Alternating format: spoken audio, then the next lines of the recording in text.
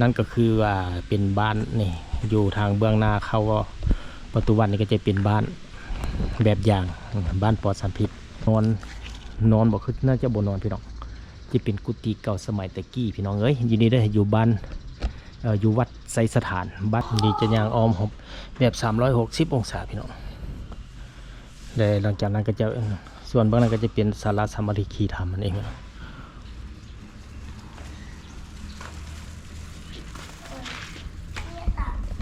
สวยงามพี่น้องย่างเอาแบบ360อ้อมต้นไม้ให้ท่านผู้ชมก่อนสบายดีพี่น้องยินดีต้อนรับเข้าสู่ช่อง YouTube สวรรค์บรรณาพี่น้องพบกันเช่นเก่าเช่นเคยวันนี้ข้าพเจ้าจะนำพาท่านผู้ชมไปรับชมวัดหนึ่งที่อยู่พี่และเมื่อศรีสัตนานครเป็นจัดพี่น้องนั่นก็คือวัดปากห้วยวังวัดปากห้วยวังไสสถานที่ครับขึ้นกับเมืองศรีสัตนครเป็นจัดพี่น้องตอนนี้ข้าพเจ้ายืนอยู่เบื้องหน้าวัดละคือท่านผู้ชมเห็นนั่นก็จะเป็นทางเข้ามาถนนโบโอพี่น้องโบโอเนี่ยไปพอเห็นรถแลนบุญวันอย่างเข้ามาได้เลยส่วนต่อไปท่านก็จะเป็นค่ายเจไดโมค่ายทหารเจไดโมนั่นเองนี่ข้าพเจ้าได้เข้ามาอยู่เบื้องหน้าวัดปากห้วยวังใสสถานเจไดโมนั่นก็คือว่าเป็นบ้านนี่อยู่ทางเบื้องหน้าเขาก็ประตูวัดนี่ก็จะเป็นบ้านแบบอย่างบ้านปลอดสารพิษนี่ก็คือบ้านไซสถานบ้านพัฒนาเมืองศรีสัตนครหลวงจันทร์พี่น้องวันนี้จะนำพาท่านผู้ชมเข้าไปเบื้องในว่าจะมีแบบใดอยู่ในวัดนั้นโอ้พี่น้องก็ถือว่าบ่เคยเข้ามาจากเทื่อเลยถือว่าเคยได้ยินแต่ว่าบ้านไซสถานนี่ก็จะเป็นวัดพี่น้องเลยอยู่แคมป์ของเลยพี่น้องตอนนี้เขาจะอยู่เบื้องหน้าวัดแล้วแต่ออกนี่ก็ไปสอดพวกแหละโคกนินจอมแจ้งโคกนินพันมั่นนี่ก็ถือว่านี่ก็เป็นประตูเข้าวัดปากห้วยสามัคคีธรรมไสสถานนั่นเองก่อนอื่นเมื่อต้องขอบใจ FC ทุกคนที่สนับสนุนช่องสวรรค์บรรณาด้วยดีเสมอมาโดยพี่น้องก็จะได้พยายามเอาบรรดาวัดต่างๆและอื่นสถานที่ที่อยู่ในนครหลวงเวียงจันทร์และต่างแขวงมาให้ท่านผู้ชมนะครับชมนี่เข้ามาก็จะเห็นเป็นหอกองจะเป็น3ชั้นชั้น1ชั้น2ชั้น3ชั้นที่1ก็จะเป็นกระโหลกชั้นที่2จะเป็นกองส่วนชั้นที่3ก็จะเป็นระฆังพี่น้องคล้ายๆคือการทั่วไปถ้าว่ามี2ชั้นที่2เพื่อจะใส่มีระฆังและกองนี่ก็จะเป็นเข้ามาก็เห็นพระพุทธเจ้าจะเป็นพระประจำวันศุกร์พี่น้องนี่พระประจำวันศุกร์ที่มีพญานาค7 หัวอยู่ถึงนั่นเองพี่น้องก็ถือว่าในเบื้องนั้นก็จะเป็นหอแล้วพี่น้องจะเป็นหอหรือว่าพระไตรปิฎกประมาณนี้นะเพิ่งมีเขียนว่าเป็นครอบครัวบุคคลที่ก่อสร้างที่เป็นหอพระไตรปิฎกอะไรพี่น้องถ้าว่าผิดก็ขอโทษขออภัยให้เป็นสิมบอกกันเป็นกุฏิเก่าแต่กี้พี่น้องแต่อาจจะโบได้มีครูบานอนละ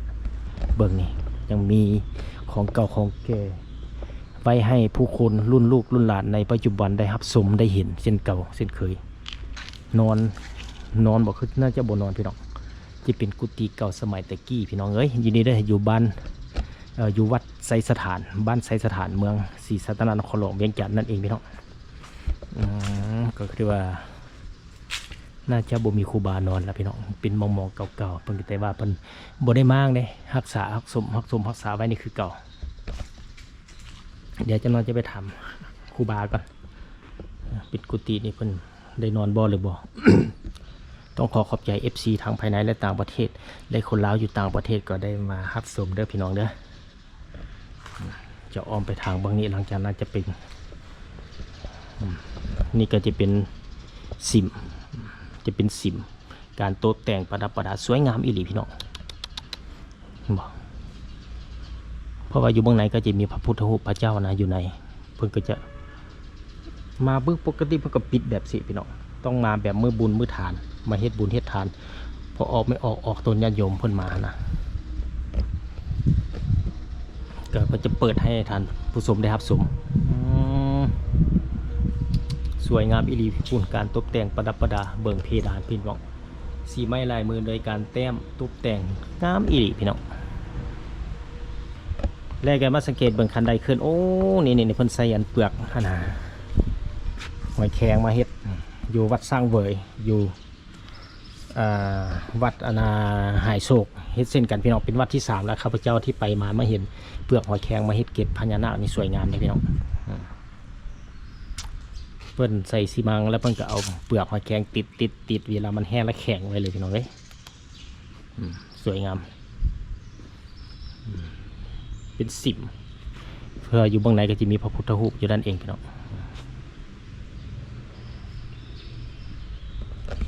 วันนี้จะเข้าไปเบื้องในเบื้องเอาภาพบรรยากาศ360อยู่จุดเบื้องในพี่น้อง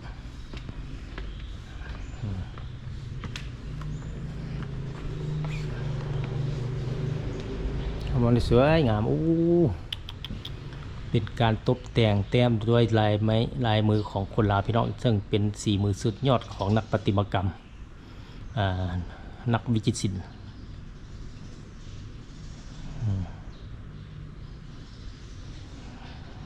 นอกจากนั้นแล้วเพิ่นก็ยังมีการตกแต่งแต้มต่างๆใส่ประตูเพิ่นเป็นการขวดลายแล้วก็เป็นสถานส่วนบุคคลพี่น้องคือแบบว่าทั่วไปก็จะได้เขียนติดไว้นั่นเลยเพราะว่ามันครอบครัวใดมาโมทนาทานซึ่งเป็นสักการะบูชาเป็นของบุคคลที่ว่าโมทนาทานนั่นเอง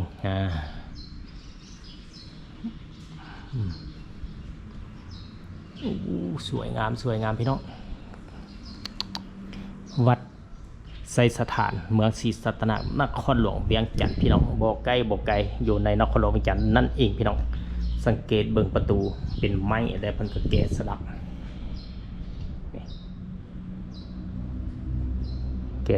พระเจ้ายืนอยู่วันนี้จะออกไปชมทางเบื้องนอกพี่น้องไปชมทางเบื้องนอกก่อนพุ่นก็จะน้อยจะไปเบิ่งพระประจำวันพี่น้องมันอยู่จุดนั้นบัดนี้จะละเอียดดีๆสมก่อนพี่น้องเพิ่นเขียนติดไว้หันเพราะว่าผ่านมาผู้ค้าเองก็บ่ได้จื่อบัดนี้จะจื่อแล้วบัดนี้ พุ่นปิดจุดนั้นก็จะเป็นบนพระประจำวันจันทร์ฮอดวันอาทิตย์วันนี้ไปทางเบื้องนี้ก่อนพี่น้องแล้วจังโค้งไปพุ่นแหละไปทางเบื้องนี้ไปทางไปจั่วว่ากุฏินี่เพิ่นยังนอนอยู่บ่ บรรยากาศเย็นดีพี่น้องเลยมีต้นไม้นี่เป็นต้นไม้จะเป็นต้นบักอะโวคาโดต้นมะม่วงต้นฝางแดงและอื่นๆนี่จะเป็นกุฏิที่ปัจจุบันที่มีพระสงฆ์สามเณรนอนอยู่ในนั้นส่วนกำแพงก็จะเป็นบนไว้กระดูกนะหรือว่าอัฐิมีพระพุทธรูปพระมหาพุทธสุภมงคลจะน้อยไปครับสมนี่ก็จะเป็นหอจุดหนึ่งก็จะเป็นแม่ธรณียาแม่ธรณีและคือพระเจ้าสิทธะแท้นี่ก็จะเป็นหอยาแม่ธรณีสาธุจึงเป็นศรัทธายาแม่กุหลาบสุธรรมวงศ์พร้อมโดยลูกหลานเพิ่นเป็นโมทนาทานแผ่ปัจจัยที่ก่อสร้างยาแม่ธรณีนี่ได้พี่น้องนี่สังเกตเพิ่นก็เฮ็ดอยู่ในนี่เองอยู่ทางเบื้องหลังของสิมใครอยากเห็นก็มาฮับสมักสักการะบูชาได้อยู่บ้านไซสถานเมืองศรีสัตนนครหลวงเวียงจันทร์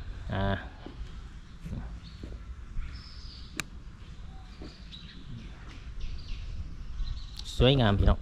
ก็ถือว่าเป็นอีกหนึ่งสถานที่ซึ่งเป็นสถานที่ท่องเที่ยวทางด้านวัฒนธรรมที่อยู่ในนครหลวงเวียงจันทร์นั่นเองคือจุดนี้นี่แน่นอนแหละจะมีท้าวต่างประเทศมาฮับชมแท้ๆอยู่ในกลางเมืองก็ถือว่าอีกหนึ่งสถานที่สวยงามเด่นประจักษ์ตาวันนี้จะอ้อมไปทางเอาเบื้องนี้ก่อนส่วนเบื้องนี้ก็จะเป็นพระพุทธรูปใหญ่องค์ใหญ่พี่น้องนี่ก็ถือว่าเป็นพระมหาพุทธสุภาพมงคลเป็นพระใหญ่นี่สาธุผู้ค้าก็ได้มากราบมาเห็นใน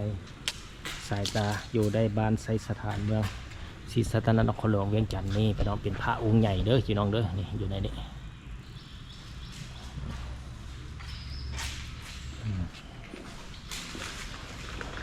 สวยงามพี่น้องเลยมาสักการะบูชาได้พี่น้องนี่ก็จะเป็นถ้าเป็นปีใหม่ลาวสงกรานต์ก็จะมีผู้คนมาฮดส่งพระในยามบุญเดือน5ก็อีกบ่โดนแล้วแหละพี่น้องเดือนนี้ก็จะเป็นเดือน1ยังอีกเพียง3 เดือนก็จะฮอดปีใหม่ลาวเลยเด้เดือน1 2026แหละอีกเดือน2เดือน3เดือน4นี่อีก2 เดือนปลายก็พอดีฮอดปีใหม่ลาวแล้ว70ปลายวันพี่น้องก็จะฮอดแล้วบ่โดน ครบหอบอีกวาระวันนี้จะขึ้นไป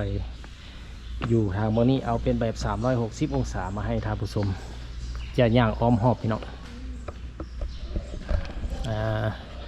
สาธุจุดนี้ก็เฮาสามารถมาวางขันหมักเบงจูบสักการะบูชาจูดธูปเทียนอยู่ในนี้ให้พี่น้องเพื่อเป็นความเชื่อของส่วนบุคคลเข้าวัดเข้าวาและเฮ็ดบุญนั่นเองเพื่อจะมีจิตใจเลื่อมศรัทธาก็แล้วแต่บุคคลพี่น้องแล้วแต่บุคคลอธิษฐานคือในใจนี่จะเป็นพระมหาพุทธสุภาพมงคลครอบครัวท่านนางบุญกองและนางสุภาพพร้อมลูกเต้าเป็นเจ้าสถานนำพาก่อสร้างโอ้นี่จะมีครอบครัวเพิ่นนำพาก่อสร้างวันนี้จะย่างเป็นแบบ360องศาเบิ่งไปถามเด็กน้อยนี่บ่ไปหงห้าหมู่ยันบ่ยามพักบ่ยามนี้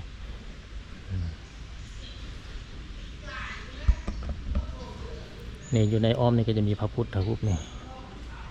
พระวันจันทร์ถือบาตรเบิ่งถามเด็กน้อยพักเฮียนวะสิ่งเฮียนละมือใดเฮียนตาหกฮะอันนี้เฮียนห้องไหนเลยนี่ยังบ่เฮียนอ่ะบ่ได้เฮียนเลยวะโอ้เฮียนห้องใดแล้วนี่ป .1 ลูกเด้ป .4 อู้เก่งเด้อยู่บ้านนี่หวะบ้านไซสถานนี่หวะอยู่บ้านใหญ่ฮะไซสถานอ๋อพักเฮียนเนาะวันที่26 28พุ่นนี่วันนี้ก็จะย่างอ้อมพี่น้องนี่มาเห็นพระประจำวัน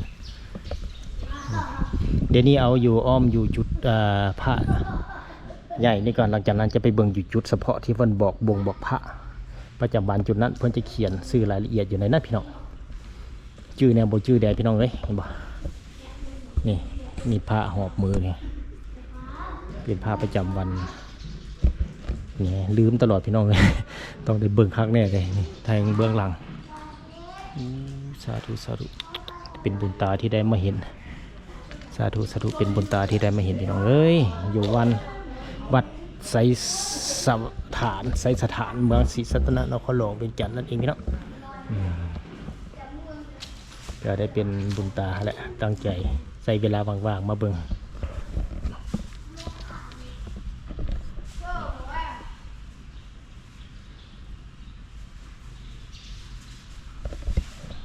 ดีจะย่างอ้อมหอบแบบ360องศาพี่น้องแล้วหลังจากนั้นก็จะส่วนบางนั้นก็จะเป็นศาลาสมาธิคีธรรมนั่นเอง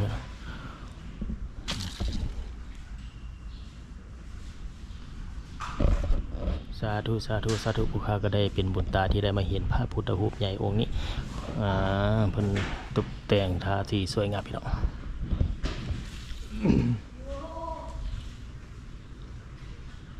ต้องขอบใจ FC ทุกคนที่สนับสนุนช่องสวัสดิ์บรรณาด้วยดีเสมอมาได้รับชมเพื่อจะได้รับวิดีโอใหม่ๆมาให้ท่านผู้ชมได้รับชมในตอนต่อไปนั่นเองพี่น้องสาธุคำไหว้พระมหาพุทธสุภาพมงคลก็อยู่ในพี่น้องนี่จะมีคำไหว้พระเด้อพี่น้องเด้อก็มานั่งนโม3 จบอยู่ในละเนี่ยก็ถ้ามายึดวิดีโอละอ่านได้พี่น้องคำไหว้พระเพื่อนนั่นเองอยู่ในนี้นอกจากนั้นแล้วก็จะมีบทเสียงซีนี่เรียกว่าเสียงซีปนกันนะแล้วก็เสียงซีเอา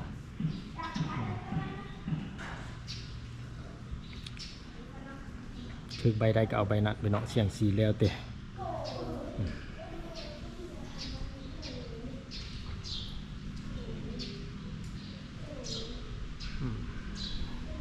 บาทนี้จะออกไปทางเบื้องนอกพี่น้องภายหลังครบ360องศา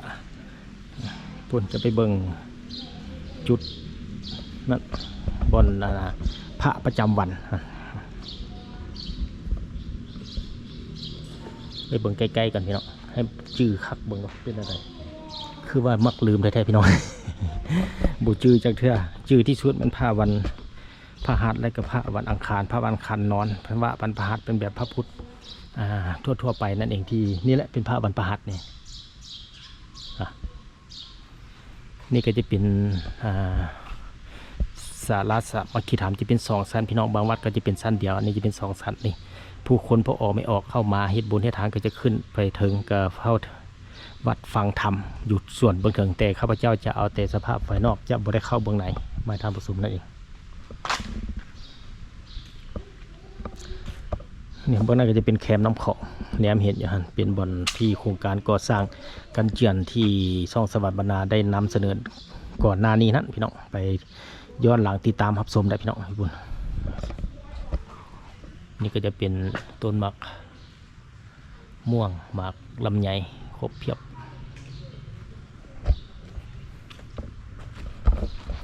นี่จะเอาภาพเป็นแบบมุมนอกพี่น้องให้ทานผู้ชมได้รับชมในสาธุผู้ข้าก็ได้มารับชมมาเห็นนี่ถ้าเป็นยามมือออกมือออกสั้นพรรษาเป็นมือบุญปีใหม่แล้วก็จะมีผู้คนมาหดทรงพระอยู่ในจุดนี้พี่น้องอีกบุพอเท่าใดพี่น้องเอ้ยมายามบุญนี่ก็จะมีผู้คนมาเต็มเลยบอกว่าแต่วัดไสสถานวัดอื่นๆก็เช่นกันพี่น้องซึ่งเป็นชาวพุทธศาสนาก็ได้มาเฮ็ดบุญเฮ็ดทานอยู่ในวัดนี้นอกจากนั้นแล้ววัดต่างๆที่อยู่ในลาวหรือว่าในนครหลวงเวียงจันทร์และอื่นๆต่างแขวงก็จะเป็นอีกหนึ่งสถานที่เป็นบ่อนท่องเที่ยวทางด้านวัฒนธรรมโดยเฉพาะแม่นชาวต่างประเทศที่มาท่องเที่ยวลาวก็ได้มารับชมเบิงฮิตของประเพณีและผู้ที่ถือศาสนาพุทธนั่นเองพี่น้อง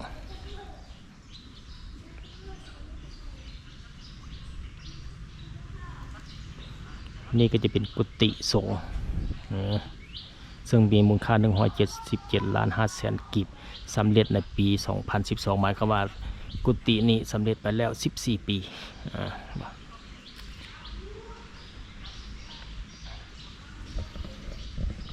ก็ถือว่าใน10กุฏิ2 ชั้นหลังนั้นก็กำลังก่อสร้างพี่น้องอยู่ในช่วงกำลังก่อสร้างนี่บ่ก็โดยอินใส่ศรัทธาหรือว่าพอออกไม่ออกตนญาติโยมที่มาโมทนาก็จะได้เทื่อละเล็กเทื่อละน้อยเป็นปัจจัยของพอออกไม่ออกนั่นแหละเทื่อละเล็กเทื่อละน้อยนี่เพิ่นก็ได้ก่อสร้างทาสีไปนำโดยรวมแล้วอาจจะเป็นการก่อสร้างสำเร็จส่วนใหญ่ยังเหลือเพียงแต่การประดับประดาทาสีในรูปภาพอยู่ในนั่นเองพี่น้องโอ้ใครที่ต้องการอยากโมทนาทานหรือว่ามาแผ่ปัจจัยก็สามารถได้พี่น้องเพิ่นพับทุกมื้อทุกวันอยู่ในวัดนั่นเองพี่น้องบ่ว่าแต่วัดไสสถานวัดอื่นๆก็เช่นเดียวกันเรื่องโมทนาทานต่างๆนี่สุดแล้วแต่บางครอบครัวที่มีเงื่อนไขก็บ่เป็นอย่างพี่น้องเรื่องนี้เพิ่นก็บ่ได้ว่าหลายว่าน้อยแล้วแต่น้ำจิตน้ำใจแห่งศรัทธาของนั่นเองวันนี้จะไปเบิ่งจุดเบื้องนั้นพี่น้องแต่ก็จะได้กลับบ้านไปเบิ่งจุดพระประจำวันไปเบิ่งคักๆพี่น้องเลยมิแต่หลงแต่ลืมตลอดพี่น้องเลยข้าพเจ้าเองก็จืดแท้ๆมันพระวันอังคารและพระวันพฤหัสเพราะว่าพระวันอังคารเป็นพระนอนพระวันพฤหัสท่านเป็นพระแบบทั่วๆไปที่เราเคยเห็นลึงตาพี่น้องนอกจากนั้นแล้วก็มีพระยืนพระนั่งอันนี้ก็เลยว่าโบจื้อยังลงอยู่ภาพวันเสาร์นี่เป็นพญานาค7 หัวประมาณนี้เบิ่งจีพาท่านผู้ชมไปรับชมเบิ่งพร้อมๆกันพี่น้องถ้าผู้ข้าว่าผิดตัวใดก็ขอโทษขออภัยก็สามารถคอมเมนต์หรือว่าแสดงความคิดเห็นอยู่ใต้วิดีโอนี้ได้ท่านผู้ชมนี่บัดนี้ข้าพเจ้าจะเริ่มพระนี่ก่อนเนี่ยจะเป็นห่อพระพี่น้องเบิ่งจะเริ่มเอาเป็นพระวันจันทร์ก่อนไปนี่ก็จะเริ่มมั่วเมียพี่น้องจะเป็นพระวันศุกร์สาธุนี่ก็เป็นพระวันศุกร์ถ้าเขียนหนังสือแจ้งแล้วนี่ก็ถือว่าโอ้อ่านง่ายพี่น้องพระวันศุกร์ก็คือเป็นพระที่ไว้ใส่2 มือขึ้นแม่ใส่พี่น้องพระวันศุกร์เพื่อนจะบเรียงจันทร์คารเลยพระวันศุกร์แล้วมันจะเป็นพระวันคารเนี่ยชื่อง่ายที่สุดมันพระวันอังคารพระนอนพระวันอังคารเนี่ยเป็นพระที่นอนมานี่ก็จะเป็นพระวันอาทิตย์พระวันอาทิตย์ก็จะใส่มือ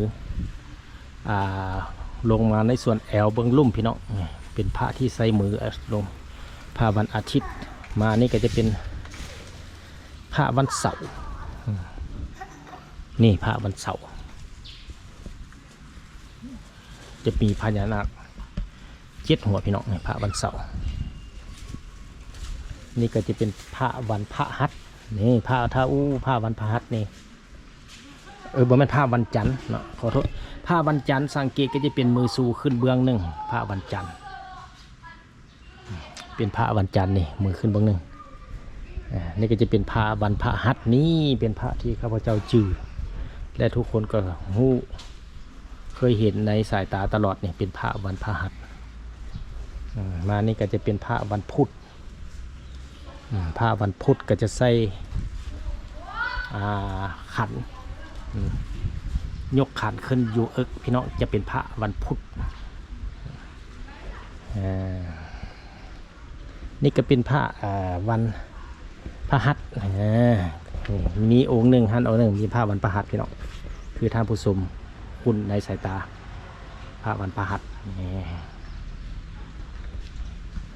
นั่นก็เป็นพระพี่น้องที่ข้าพเจ้าได้นำเสนอให้ท่านผู้ชมเห็นบ่ก็ถือว่าค่อนข้างจะจื้อเลยในบัดนี้เด้ นี่นะเป็นพระที่ว่าใส่วันพุธนี่นะจะใส่จื้อว่าจะเป็นเอาบาทพี่น้องจะถือบาทยกขึ้นแบบนั้นถือว่าวัดใส่สถานในเพิ่นก็ได้เฮ็ดเป็นจุดเฉพาะพี่น้องบางวัดก็เฮ็ดอยู่อ้อมต้นโพบางวัดก็จะเฮ็ดเป็นแบบแถวซื่อกันแล้วแต่การออกแบบของเจ้าอาวาสวัดหรือว่าเฒ่าแก่ในโฮมก็แล้วแต่การออกแบบพี่น้องบัดนี้ก็จะไปทางพวกนี้นี่ทางขึ้นศาลาสามัคคีธรรมหรือว่าศาลานั่นเองบ่อนฟังธรรมนั่นแหละพี่น้องนี่จะเป็นพญานาค7 หัวในบางวัดก็3บางวัดก็หัวเดียวมี3มี7ส่วนหลายก็จะเห็น3ถือว่าวัดนี้เพิ่นเฮ็ด7 หัวต่อตัว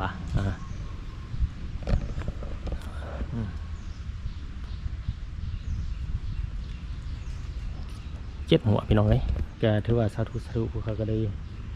มาเห็นมาครับชมภายในนี้พี่น้องก็ก่อนอื่นต้องขอบใจ FC ทุกคนที่สนับสนุนช่องสวรรค์บรรณาด้วยดีเสมอมาโดยท่านผู้ชมเพื่อจะได้รับวิดีโอใหม่ๆมาให้ท่านผู้ชมได้รับชมในตอนต่อไปนั่นเองพี่น้องแกที่ว่าออกไปเบื้องนี้ก็จะเป็นเฮือนของหมู่บ้านของปัสสนแล้วพี่น้องนี่ออกไปเบื้องนี้เบื้องเป็นแบบนี่จะย่างออกไปนี่ก็จะเป็นบ้านของปัสสนที่ว่าอยู่บนนั้นแต่ที่จริงแล้วเพื่อนก็จะมีทางออกอันนี้เพื่อนที่ทางเข้ามาวัดนี่เป็นเฮือนของปัสสนแล้วแถวนี้ก็ถือว่ามาเบิ่งสังเกตแล้วก็หลายปีพอสมควรได้พี่น้องมาเบิ่งศาลาสามัคคีธรรมแห่งนี้ก็ได้หลายปีพอสมควรมาสังเกตเบิ่งเพิ่นก็บ่ได้น่าจะเขียนใส่บ่สร้างปีใดน่าจะมีบ่อนใดบ่อนหนึ่งแหละก็อย่าพี่น้องเอาแต่ภาพบรรยากาศภายนอกให้ทานผู้ชมเด้อจะบ่ได้ขึ้นไปไหนพี่น้องอยากขึ้นไปไหนนี่ก็พูดแหละมายามเพิ่นเฮ็ดบุญเฮ็ดทานโอ้นี่เห็นแล้วพี่น้องเลยฮู้ละบัดนี้ดอกนี่เป็นดอกอย่างข้าพเจ้าไปสืบหาข้อมูลเป็นดอกไม้มณีโคตรเลยพี่น้องเด้อที่ข้าพเจ้าก็เคยเสนออยู่วัดสะพังหม้อเมืองไซเสถานครหลวงเวียงจันทร์ก็เป็นดอกนี่สิแหละคว้าฮู้ละบัดนี่ต้นไม้มณีโคตรนี่เป็นดอกใบมันอยากคล้ายๆคือนะใบบักอะโวคาโดแต่บ่แม่นพี่น้องสังเกตมันจะเป็นพวงดอกลงมาตามลำต้นแบบสิต้นไม้มันนี่โคตรสวยงามบ่พี่น้อง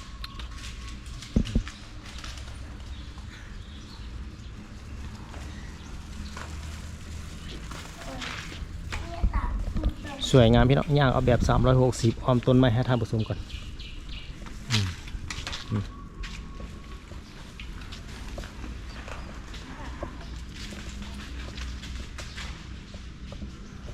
สวยงามพี่น้องเอ้ยนี่แหละต้นไม้มันนี่โคตรพี่น้องเอ้ยเบิกเอาเด้อต้นไม้มันนี่โคตรดอกกระดอกงามใกล้ๆเลยพี่น้องเอ้ยดอกงามดอกไม้มันนี่โคตร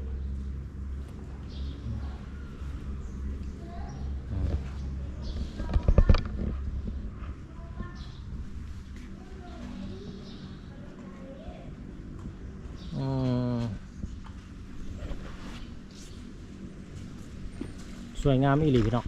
นี่อยู่วัดไซสถานเมืองศรีสัตนนครหลวงเวียงจันทน์วันนี้จะไปยืนอยู่หันเอาเป็นมุม360องศามาท่านผู้ชมรับสมอีกเท่านึงหลังจากนั้นก็จะได้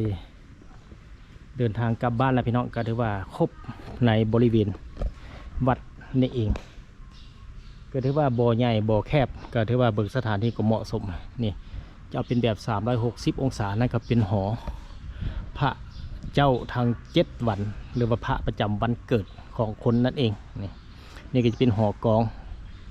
มาทางบนนี้ก็จะเห็นเป็นต้นไม้มันนิโคตรส่วนจุดนั้นก็จะเป็นกุฏิมาบางนี้ก็จะเป็นหอสามัคคีธรรมหรือว่าศาลาสามัคคีธรรมนั่นเองพี่น้อง